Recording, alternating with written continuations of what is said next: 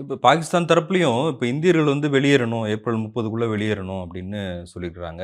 இப்ப இந்தியாவும் வந்து பாகிஸ்தானுக்கான விசாவ ரத்து பண்றோம் அப்படின்னு சொல்லியிருக்காங்க. அத எப்படி பார்க்குறீங்க?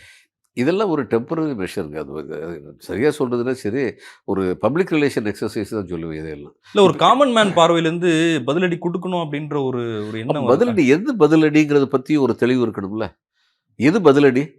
இப்ப அவங்க வந்து அவங்களுடைய பார்டர்லருந்து ஒரு 200 கிலோமீட்டருக்குள்ள என்னமோ தான் இந்த இன்சிடென்ட் நடந்திருக்குன்னா, நம்முடைய இன்டெலிஜென்ஸ்க்கு வந்து நிச்சயமா தெரியணும். இந்த மாரி தீவிரவாத குழுக்கள் வந்து எங்க பேஸ் கேம்ப் வச்சிருக்காங்க, அப்படி சொல்லி தெரியணும். கண்டிப்பா பேஸ் கேம்ப் வச்சிருப்பாங்க. அப்போ இப்படி ஒண்ணு நடந்த உடனே, அந்த பேஸ் கேம்ப இம்மீடியட்டா நம்ம பார்டர கிராஸ் பண்ணி போய் நம்ம அடிச்சிருக்கோம்னு வைங்க, எந்த உலக நாடும் நம்மள வந்து பழி சொல்லாது. உலக நாடு என்ன சொல்லுவாங்க, "நீ அங்கருந்து வந்து அவங்கள வந்து இன்னோசென்ட் பீப்பிள கொன்னீன்னா அவங்க பதில் கிடைச்சாங்கன்னா நாங்க என்ன செய்ய முடியும்?" அப்படின்னு தான் கேட்டிருப்பாங்க. அத ஏன் இதுவரைக்கும் பண்ணல? இல்ல நேத்தே சன் டிவி விவாதத்துல இப்ப முன்னாள் ராணுவ அதிகாரி இருக்கும்போது 100% நான் அத வந்து செய்ய முடியாது. அ தீவிரவாத குழுக்கள் வந்து அதையும் மீறி செயல்பட தானே இருக்கிறாங்க அப்படின்ற மாரியான விஷயங்கள 100 விழுக்காடு சொன்னாங்கல்ல. செய்ய முடியாதுன்னா 80 விழுக்காடு செய்யலாமா? 60 விழுக்காடு செய்யலாமா? 40 விழுக்காடு செய்யலாமா? ஏன் 1 விழுக்காடு கூட செய்யாம இருக்காங்க? அந்த கேள்வி வராதா?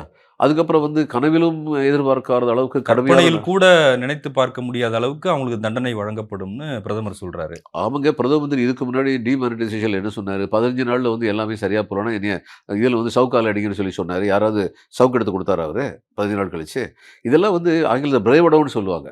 அது சும்மா அப்படி வெட்டுத்தனமா பேசுறது. ஒரு நாட்டுடைய பிரதமர் வந்து பேசும்போது, அவருடைய வார்த்தைக்குன்னு ஒரு வெயிட்டேஜ் உண்டு. அவர் சொன்னா அது நடக்கணும்.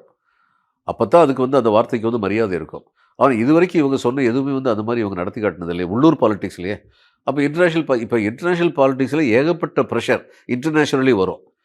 இப்ப இப்ப ஆனா இவங்கலாம் அமெரிக்கா வந்து இந்தியாவுக்கான ஆதரவு தான் நிலைப்பாடு தான் எடுத்திருக்கிறாங்க இந்த விஷயத்துல. ட்ரம்ப் பேசியிருக்காரு மோடி ஆமா, கிட்ட. ஆமா. அதாவது பயங்கரவாதத்துக்கு எதிரான ஒரு ஆதரவு நிலை எடுத்திருக்காரு. அது எல்லா நாடுகளும் இது அந்த நிலை தான் எடுக்க போறாங்க. யாருமே வந்து இதுலேருந்து வெளிநாட்டிலேருந்து இங்க வந்து இந்த உள்ளூர் யாத்திரிகர்கள வந்து சுட்டுக் கொல்றத நியாயம்னு சொல்ல மாட்டாங்க. அடுத்து வந்து இந்தியா என்ன நடவடிக்கை எடுக்க போகுது? அந்த நடவடிக்கையை அவங்க சப்போர்ட் பண்ணுவாங்களா? இப்ப தண்ணி நிப்பாட்டுறதுலயே வந்து உலக நாடுகள் எல்லாரும் இல்ல இது ஹியூமானிட்டேரியன் ஜஸ்டிஸ் பார்த்தா நீங்க இத செய்யக்கூடாது. யாரோ சில பேர் வந்து உங்க ஆளுங்க சில பேர கொன்னுட்டாங்கறதுக்காக வேண்டி, நீங்க என்ன ஒரு 10,00,000 பேர், 50,00,000 பேர வந்து குடிக்கிறதுக்கு தண்ணி இல்லாம விடுறது எந்த விதத்தில நியாயம்? அப்படின்னு பேசுறவங்க அதிகமா இருப்பாங்க. அதனால நம்ம என்ன செயல் செய்ய போறோமோ, அந்த செயல் வந்து உலக நாடுகளில் பல நாடுகளுடைய அங்கீகாரத்தை பெறுவதாக இருக்க வேண்டும். செய்யக்கூடிய செயல் வந்து நமக்கு வந்து தெளிவு இருக்கணும். என்ன செயல் செய்ய போறோம்ன்னு. அந்த தெளிவு இன்னைக்கு வரைக்கும் எனக்கு தெரியல. இந்த பாகிஸ்தான்ல வந்து பாகிஸ்தான் விசாவெல்லாம் நீங்க வந்து காலி பண்ணிட்டு போங்கன்னு நம்ம சொல்றோம். அவங்க இந்திய நாடுகள்ல நீங்க காலி பண்ணிட்டு போங்கன்னு அவங்க சொல்றாங்க. என்ன நமக்கு பெரிய பலன் கிடைச்சது?